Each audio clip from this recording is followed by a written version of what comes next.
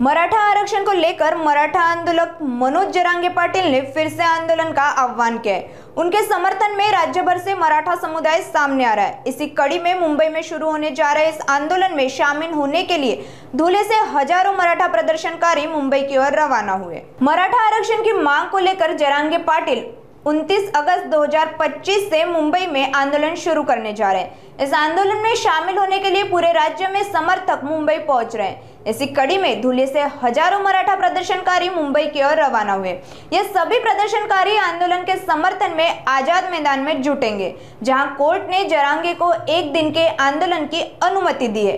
वहीं आरक्षण मिलने तक आंदोलन जारी रखने की चेतावनी प्रदर्शनकारियों की ओर से दी गई। ऐसे में क्या फडणवीस सरकार मनोज जरांगे पाटिल की मांगे मानेगी, यह देखना महत्वपूर्ण होगा।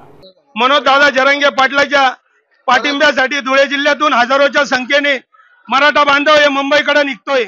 कारण वेळोवेळी सरकारला जबाबदारी दिली होती, सरकारने आश्वासन दिलं होतं, मराठा समाजाचे आश्वासन व मराठा समाजाचा विश्वासघात या सरकारने केलेला आहे।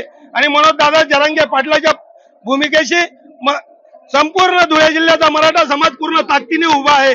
आणि याच ज्या वेळेस आंदोलन दाबलं जातं, ज्या वेळेस आंदोलनाला कुठेतरी तोडण्याचा प्रयत्न केला जातो, त्या वेळेस चिडून मराठा समाज रस्त्यावर उतरतो।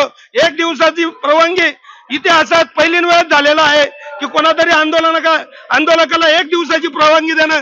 फक्त आम्ही मराठा आहे आणि मुख्यमंत्री हा ब्राह्मण आहे म्हणून मराठा समाजाला दाबण्यासाठी 1 दिवसाची परवानगी दिली आहे। कारण राज्य सरकार कोर्टात गेलं आणि कोर्टामार्फत आम्हाला सांगताय की 1 दिवसाची परवानगी हा कोणता न्याय आहे।